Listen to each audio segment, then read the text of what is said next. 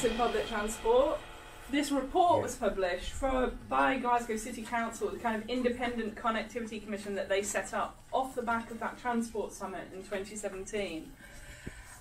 So, yeah, we like to take credit for the fact that this thing exists because we forced public transport onto the agenda at that election, so that the SNP administration did actually start to think, well, this is an area that we need to prioritise.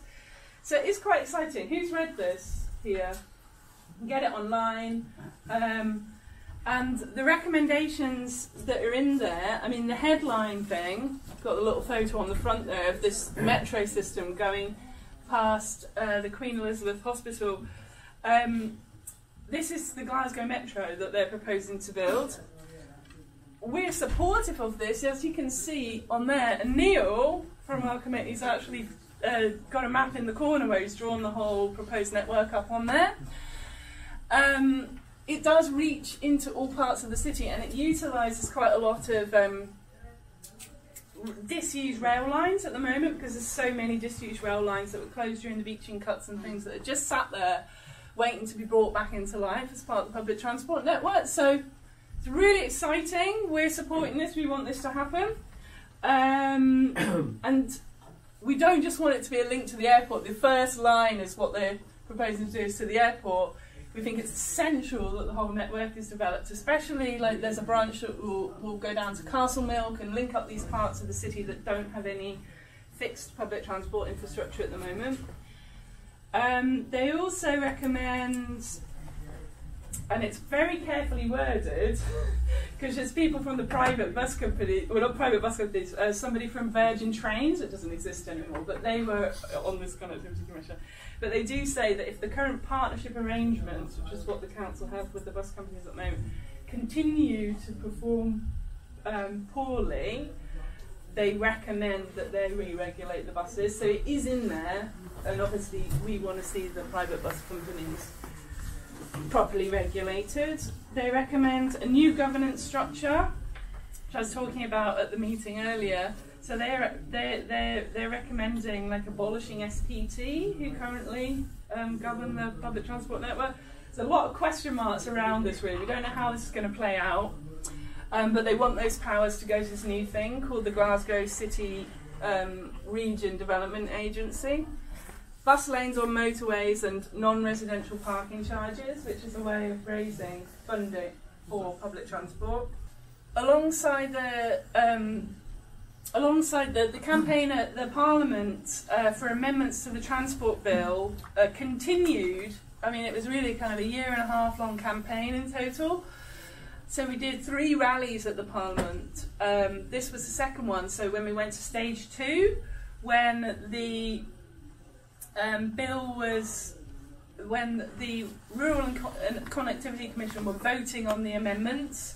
So we managed to get this amendment for publicly owned buses into the bill, and it got voted through on this day. So this was quite a momentous day, because it meant that this amendment that we had campaigned for only had to get through the 3rd stage before it became law. So we did another rally for the 3rd stage, 9th of October, and then on the 10th of October this was passed by the whole of the Parliament. So that means that councils or SPT, regional transport authorities, have the power to set up and run their own bus companies. Alongside that, we were involved, and this kind of came off the back of presenting our petition to the council in January. We were asked to become part of the council's climate emergency working group, which ran from January to June last year, and we inputted into that in several ways. They had a public consultation. We did a kind of online action to try and get as many responses from our supporters as possible to say transport is the issue in this city. We need to radically transform public transport to get people out of their cars and to provide a real alternative to cars. So we managed to get loads of responses to that. The consultation came back and transport did appear as the biggest issue for people who responded. And I made a presentation to the working group in June 2019, where we put forward our recommendations for publicly owned bus company, for re-regulating the existing private bus companies, and for investigating, or actually having a long-term goal of having free public transport, as you were suggested, for everybody in the city, which is what's happening in lots of cities across the world. More than 100 towns and cities across the world are bringing in free public transport. Those recommendations that we made did end up in the final report. Becky went to speak at one of the committees in August to support the recommendations of the Climate Emergency Working Group, and that was then passed by the full council in September.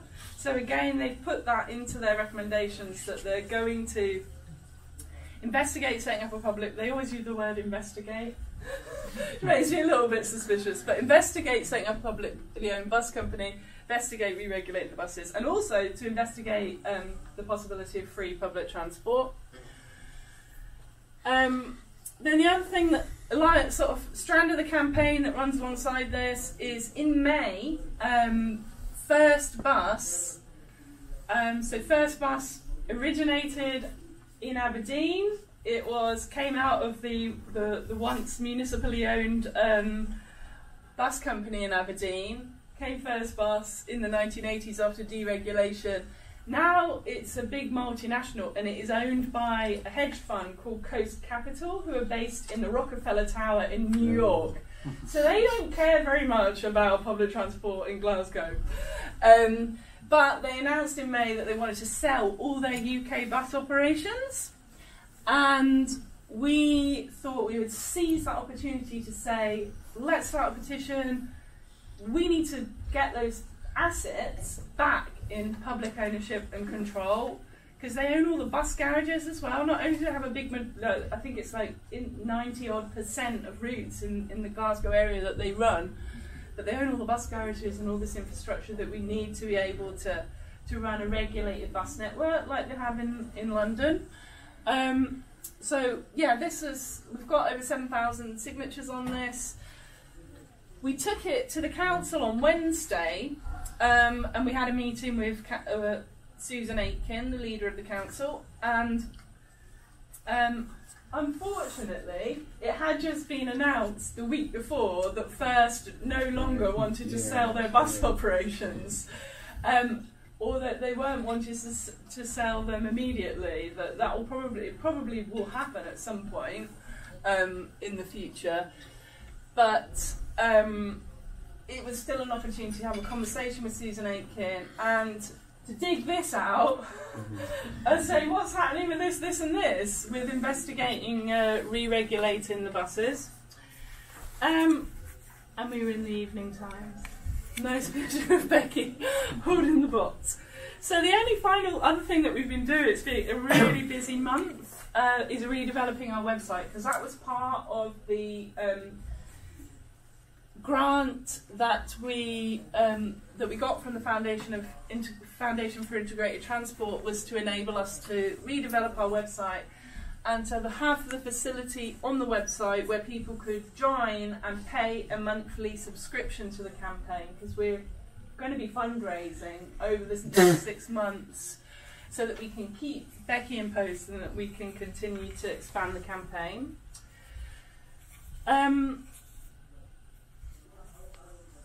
Yeah, that's actually the end of my report. Shall I just carry on? Yeah. So, next up is the Treasurer's report. Is Aswad here, Treasurer? No. So, I'm going to present this. It's quite, just one slide actually, which just shows kind of the amount of money that we've taken in and the amount of money that we're spending. So, income, I don't know if people can read it. Can people read it? Yeah. Okay, so we had this massive grant. We're going to be looking for other grant funding later this year. Becky's been investigating some other options. There's the Joseph Rowntree Foundation, We might go back to the Foundation for Integrated Transport and see if they can give us a bit more money, because so much has happened in the last year, and also we've got the COP, the United Nations Climate Summit that's coming in November, so it's going to be all eyes on Glasgow this year, and we want to be, play a very active role in campaigning for better public transport. £28 in membership fees was what we collected at last year's AGM, so thank you to everybody who contributed.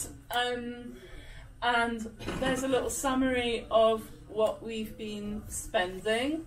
The website redevelopment and the campaign materials. Where are the new flyers? And we've got loads of stickers, yeah. So these just hot off the press yesterday, actually. So there's 2,000 of those. And we got these stickers done quite early on after Becky started work. And yeah, we've got, how many did we get? 10,000? We've got 10,000 of those. But I mean, the idea is that they're, we want to get those all around the city. And we just went for the slogan, demand for better public transport in the end, because, yeah, that's what we need. And we wanted people to feel like they could demand it. And we've put up with this rubbish that we've got at the moment for so long. We really did need to demand something better. Does anybody have any questions about this Treasurer's report? We basically just want to show we're not spending it and going on holiday. We are doing stuff.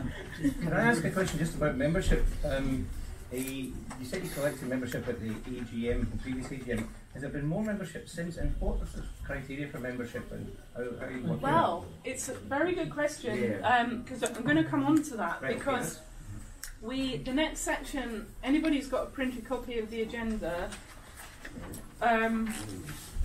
the lucky ones who managed to get one of those. The next section is actually about membership. Does anybody have any other questions about this to address? Yeah. How long does the grant for the Foundation for Integrated Transport last for? It was a 1 year. It was a 1 year project. We're not sure yet. We're going to make a very passionate appeal to them to carry it on. But it's definitely not an indefinite thing. Who else have you approached doing fundraising from, like Big Lottery or Clyde Gateway? Have you approached anybody else? We haven't done yet. That's going to be kind of one of our key things for the next 6 months. I guess we're quite cautious. We want to remain politically autonomous.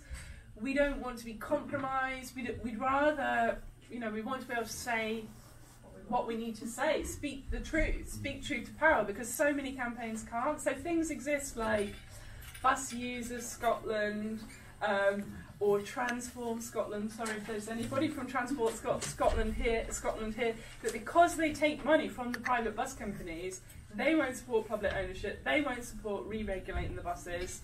There's so many campaigns that exist that they've got their hands tied behind their back and they're not able to demand what we actually need. So we have to be a bit cautious in terms of who we might take money from. Yeah.